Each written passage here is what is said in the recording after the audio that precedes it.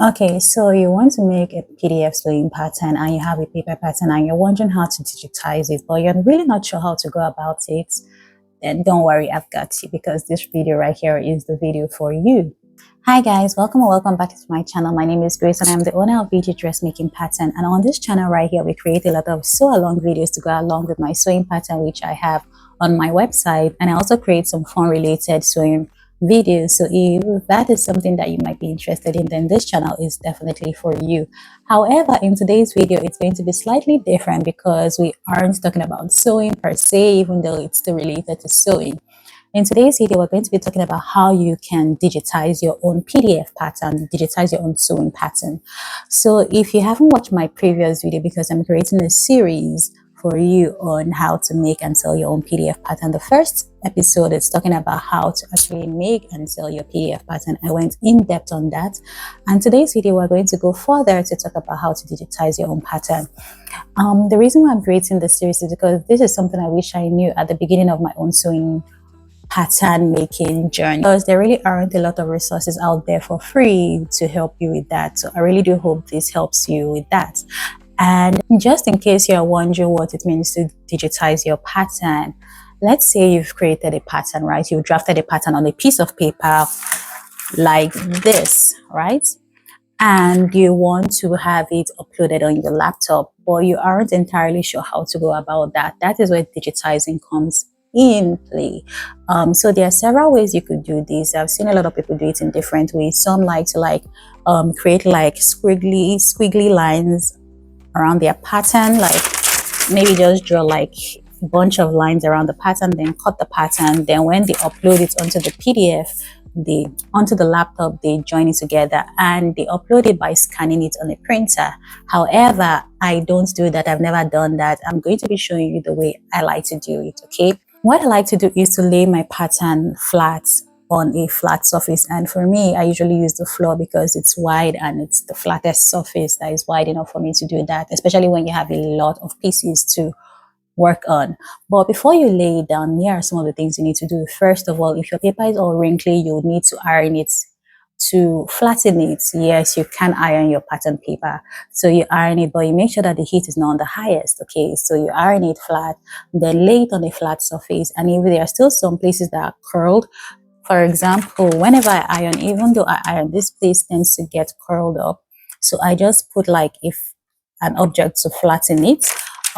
You could do that, and you just take your picture, and once you're done taking your picture, it is time for you to upload it on your laptop and start digitizing from there.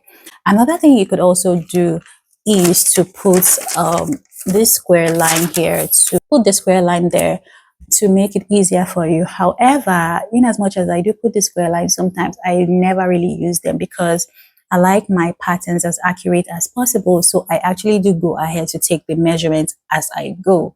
I have kind of explained everything that has to do with digitizing your pattern. Let us now go to the actual process of digitizing your PDF pattern. For these, I use my Adobe Illustrator. I do know there are some people that use a different software, but I've been using Adobe Illustrator for the longest time since I started my pattern making business, and so far so good. Okay, so that is what I'm going to be using. Now let us go to the laptop, and here I am just on like the interface of the Adobe Illustrator. So what I'm going to do now is to upload the picture, and I'm going to click on open to find the picture I need to upload.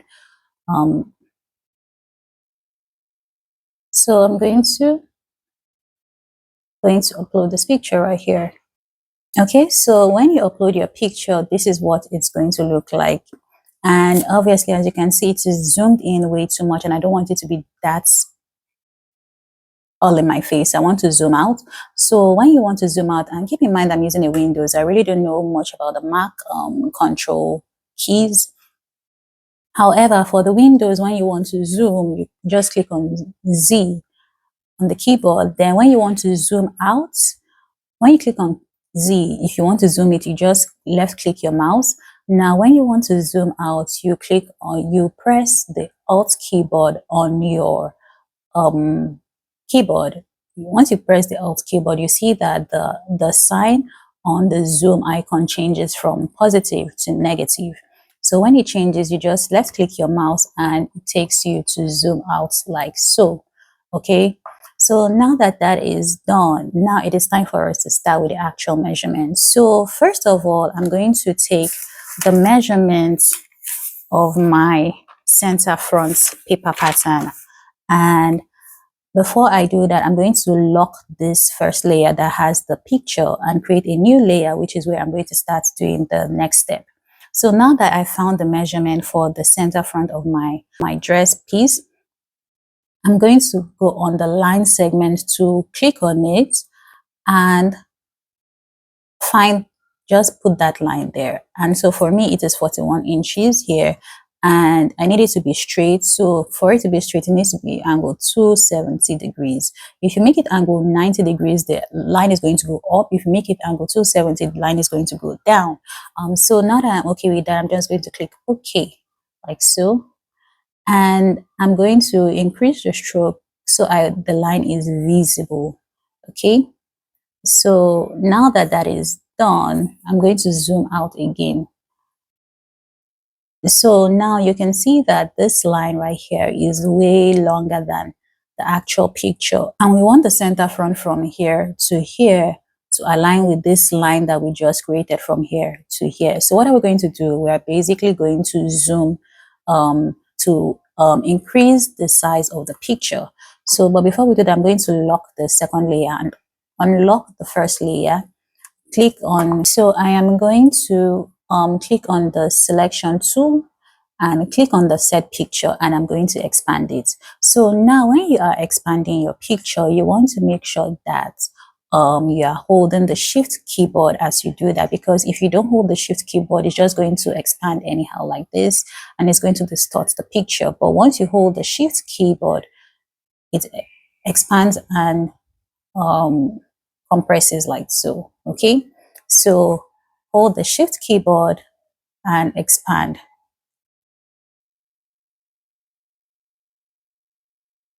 So I'm going to make sure that I expand it to the measurement of this line that we initially created.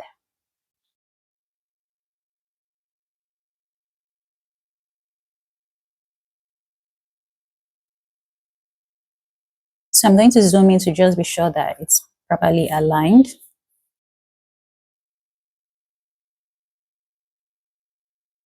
As you can see, it is still a little bit short, so I'm still going to zoom out again and fix that. So for the direct selection tool, if you don't want to click here, you can just click on V. I usually use the shortcut for a lot of things. So for example, the direct selection tool, which you're kind of used to already, you use that when you want to move a certain object, the entire object, right? I think we've got it. It looks good up here and it looks good down here.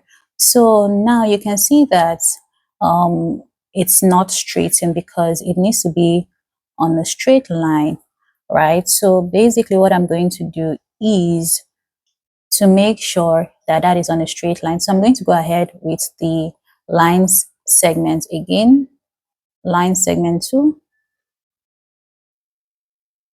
and I'm just going to left click and just create a line which is about 9 inches and 0 degrees. So 0 degrees is going to be horizontal. So there we have it. So I'm going to increase the stroke so it is visible. Now that we've done that, I'm going to take this line that we just created and I'm going to put it here on a straight line. So I'm okay with the fact that it is on a straight line. So now that that is done, everything looks good. Okay, so now it is time for us to trace the paper pattern. So I'm going to lock the second layer again and create a new layer.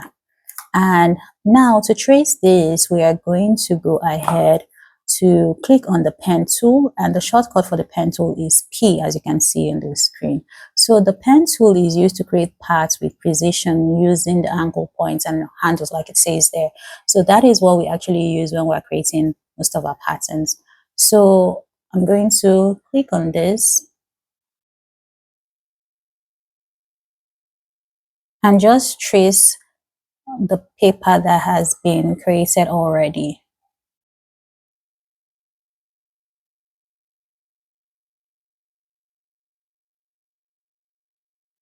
Okay, so now when we want to create a straight line at the bottom right here, we want to make sure that everything is straight.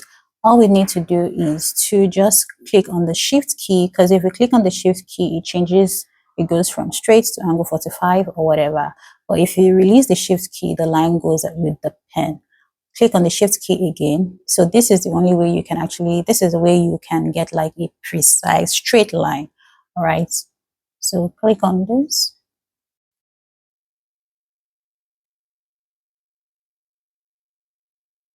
Okay, so now that I have done the back bodies, this is what I have.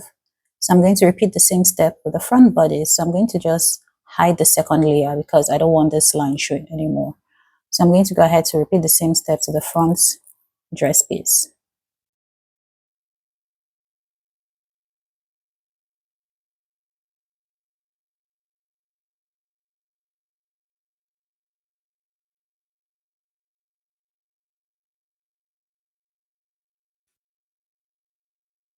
Now for this turtleneck right here, the collar piece, this is just a rectangle piece, so I don't need to trace much there. All I'm just going to do is just to take the measurements here. Then once I take that measurement, all I just need to do is to just click on this rectangle tool, and I'm going to put in the measurement, and bam, you have that there. So now that we are kind of done with this, for this one right here, I need to find the center, because if you look at this pattern here, there is a center fold line here. So I need to find that fold line here. And the fold line is very easy to find. The fold line is this point here, because that point shows you that that is the center of this piece. So now what I'm going to do is I'm going to take the pen tool again, and I'm going to click there, and I want to create a straight line. So now to create a straight line, as you can see, the line is moving around like this. If I want to create a straight line, I'm just going to click on the shift keyboard key, and it's going to create a straight line or 45 or whatever. But once I release that keyboard, it moves around with me. Okay, so click the shift keyboard and done like so. So obviously I want this line to extend all the way to this place. So you can either do this by clicking here and just creating a line like so, or you could click on the direct selection tool, and this direct selection tool, compared to the direct tool moves the entire object like so, as it says here, select entire object.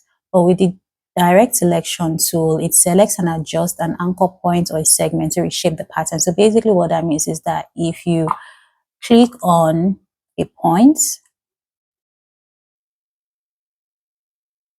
if you click on the point right here, it's going to change the shape of that point you clicked on, okay, compared to the selection tool. So now with that, I could decide to extend this, and you can see it's moving around. But remember what I said, if you want it to be in a straight line, you click on the shift key and drag it like so, okay, and now you have your straight line like so. If I decide to move this, it moves alone, and if I decide to move this, it moves alone, and I don't want that to happen, right? I want all of them to move together whenever I move them. So what am I going to do? I'm going to select the two points like this.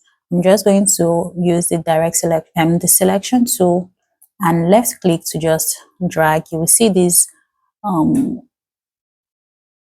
thing that is being created, the dashed rectangle lines that are being created. So that is going to help select all of them. So once I select all of them, I'm going to right click and click on group. So once I click on group and I move, you see they all move together now. Okay, so that is done. And whenever you want to undo something you've done, you can click on Control Z to undo. Okay, to undo is Control Z. Now you can see this is moves on its own. So now that I have gone ahead to trace this, then I need to be sure that it's properly angled. First of all, I need to reduce the points because it's too wide. All right, so now that I'm just going to look at everything to be sure that there is no mistake being done anywhere. All right.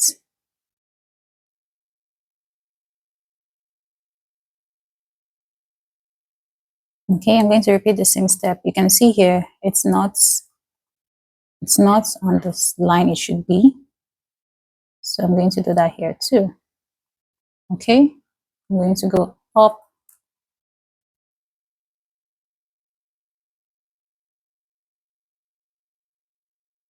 Now you can see for this one, the sleeves are not properly angled. So I'm just going to click on it and do what I need to do.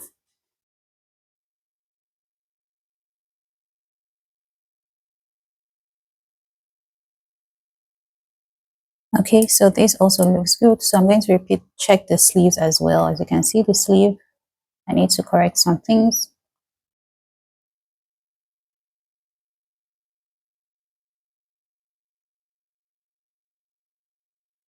Okay, now that I'm okay with the way everything looks, I'm just going to cross-check each measurement again because like I said, I like to be precise.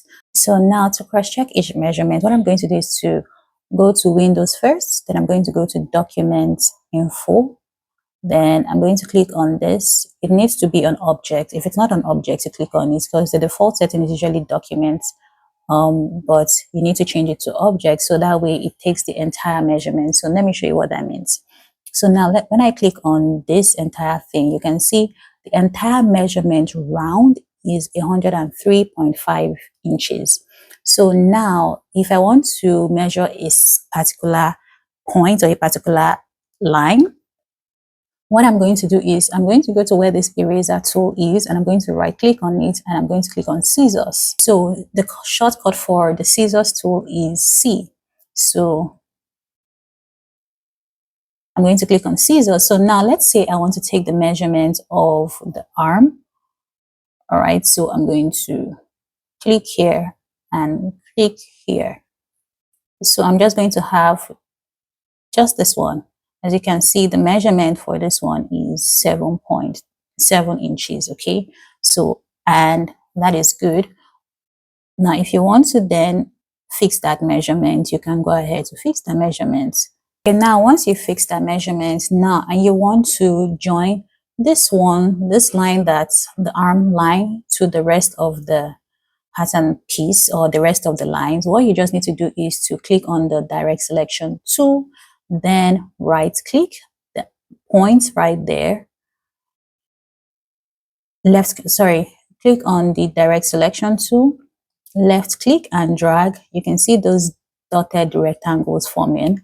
Then that point you want to join, you drag it to the points you want to join, then let it be, then right click and click on join.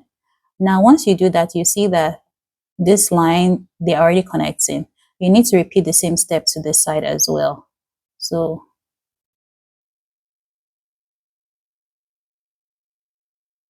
join. So now it is one long strip. So as you can see, the measurement has gone back to 0.103.6 inches. Okay, now that I am okay with what that side looks like, I'm going to take the measurement for the neckline as well. I'm just going to repeat the same step. I'm going to cut it here and here to take the measurement for the neckline and be sure that it's properly aligned. Then I'm also going to go ahead to take the measurement for the waist. Now to take your measurement for the waist, to be sure that it aligns with the measurement on your paper piece, what I'm going to do is I'm going to go to where this eyedropper tool is. Then I'm going to right click on it and click on the measure tool. Okay, so once you click on the measure tool, you go to where you want to start measuring from, which for me it's here. I need to zoom in a bit so you can see.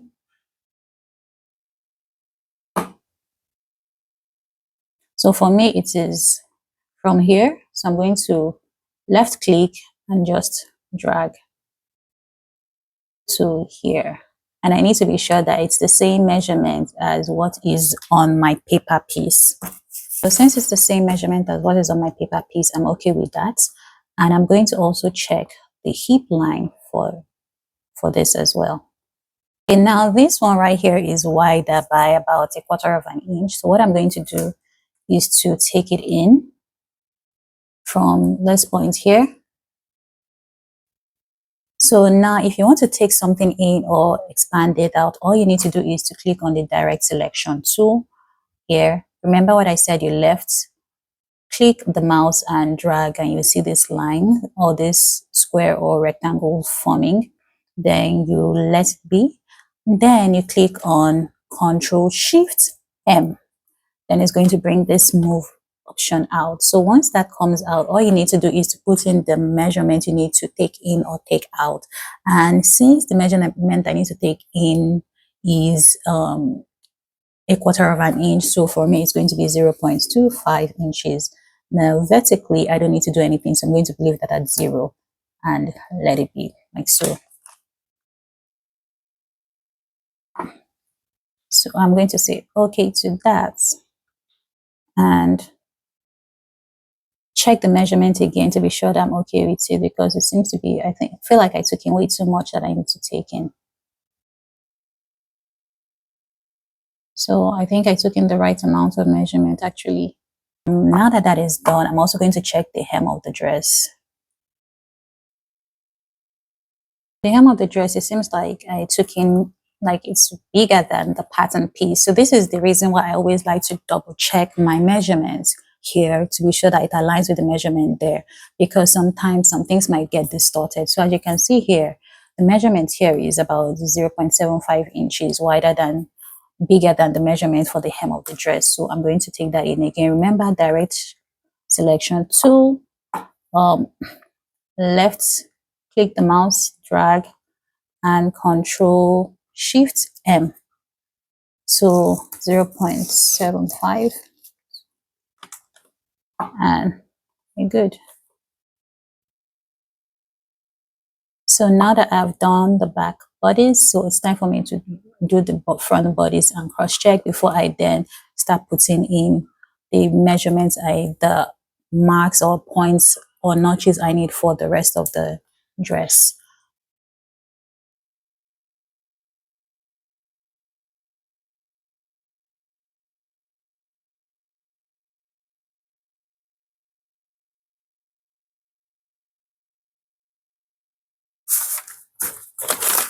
Okay, so that measurement is okay, because when you're checking the measurement, you need to check here. So this is the width, this is the height. So the width is the actual measurement I'm looking at, not the height. So that is okay. Then I also need to check the hem. As you can see, the hem of the dress is way wider than it should be. So I need to calculate that. So the width is 9.3. but I need it to be about 8.75. So I'm going to go into the calculator here and do that measurement.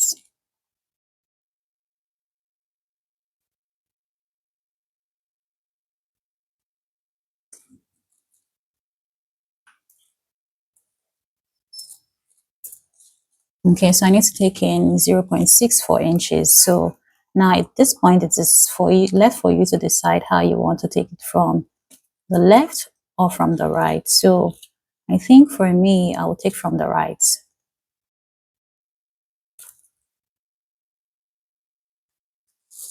So when you're taking it from the right, you need to take it in rather than taking it out. So when you're taking it in, you're going to use minus 0.64 to take it in.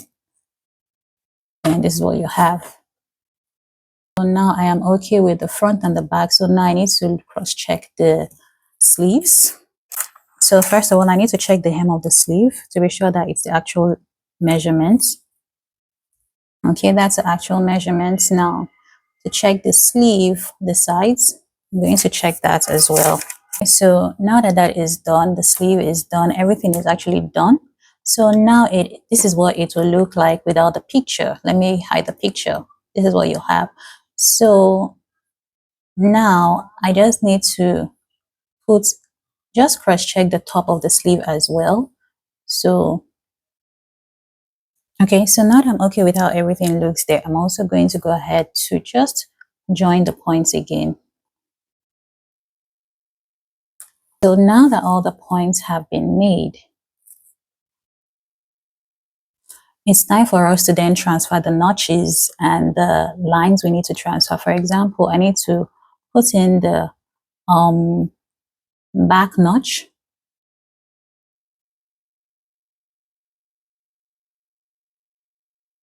Then I'm also going to just group that with the rest. Then I'm going to do that for the waist and the hip as well.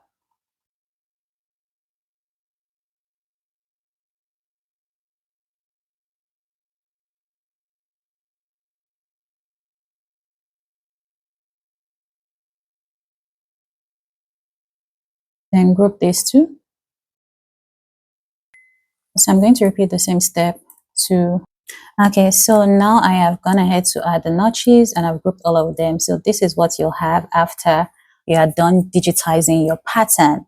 And it's pretty much that easy. I really hope this was helpful. So after you're done doing this, you could then decide to add in your grain lines. You could add in your grain lines like so. Then just, if you want to add arrows to the top and point, click on the stroke line here, then go to arrowheads, then add in your arrows.